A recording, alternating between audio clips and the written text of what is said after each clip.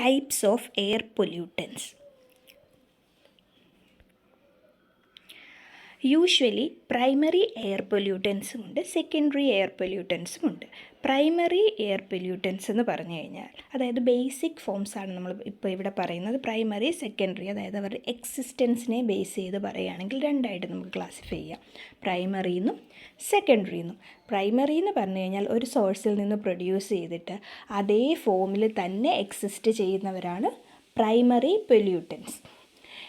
ഇപ്പം നമ്മൾ പറയുന്ന പോലെ സ്മോക്ക്, ഫോഗ് അങ്ങനെയുള്ള സാധനങ്ങളൊക്കെയാണ് പ്രൈമറി പൊല്യൂട്ടൻസിലേക്ക് വരുന്നത്. അതേസമയം നമ്മുടെ സെക്കൻഡറി പൊല്യൂട്ടൻസ് എന്താണെന്ന് വെച്ചാൽ ഈ നമ്മുടെ ഉണ്ടായിരിക്കുന്ന പ്രൈമറി പൊല്യൂട്ടൻസ് ഉണ്ടല്ലോ, ഒന്നുകിൽ അവർ തമ്മിൽ കമ്പൈൻ ചെയ്യും, അല്ലെങ്കിൽ ഈ പ്രൊഡ്യൂസ് ചെയ്തിട്ടുള്ള primary pollutants usually already existing ആയിട്ടുള്ള എൻവിയോൺമെൻറ്റൽ പൊല്യൂട്ടൻസുമായിട്ട് കമ്പൈൻ ചെയ്തിട്ട് വേറൊരു ഫോമിലോട്ട് മാറും. അങ്ങനെയുള്ളവരെയാണ് നമ്മൾ സെക്കൻഡറി പൊല്യൂട്ടൻസ് എന്ന് പറയുന്നത്.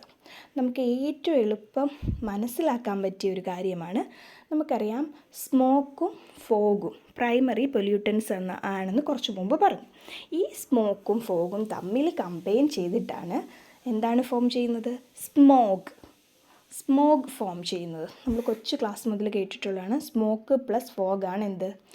ഈ സ്മോഗ് എന്ന് പറയുന്നത് സ്മോക്കിൻ്റെയും ഫോഗിൻ്റെയും ഒരു മിക്സ്ചറാണ്. ഇവിടെ നമ്മുടെ സ്മോക്കും ഫോഗും പ്രൈമറി പൊല്യൂട്ടൻസും അവർ കമ്പൈൻ ചെയ്തിട്ട് റിസൾട്ടൻ്റായിട്ട് ഫോം ചെയ്യുന്ന സ്മോഗ് എന്ന് പറയുന്നത് ഒരു സെക്കൻഡറി പൊല്യൂട്ടൻറ്റുമാണ്. ഓക്കെ, അപ്പം മറ്റു കുറച്ച് എക്സാമ്പിൾസും അവിടെ കൊടുത്തിട്ടുണ്ട് പ്രൈമറി പൊല്യൂട്ടൻസിൻ്റെ. Smoke, fumes, ash, dust, nitric oxide, sulphur dioxide etcetera. പിന്നീട് സെക്കൻഡറി പൊല്യൂട്ടൻസിലോട്ട് വരുമ്പോൾ smog, ozone, sulphur trioxide, nitrogen dioxide, ammonium sulphate etcetera. Okay, next ഈ ഡീഗ്രഡേഷൻ, എങ്ങനെയാണ് ഇവർ ഡീഗ്രേഡ് ചെയ്തു പോകുന്നത്, അല്ലെങ്കിൽ ഡീഗ്രഡേഷൻ്റെ ബേസിസിൽ രണ്ടായിട്ട് നമ്മൾ പൊല്യൂട്ടൻസിനെ വീണ്ടും ക്ലാസിഫൈ ചെയ്തിട്ടുണ്ട്.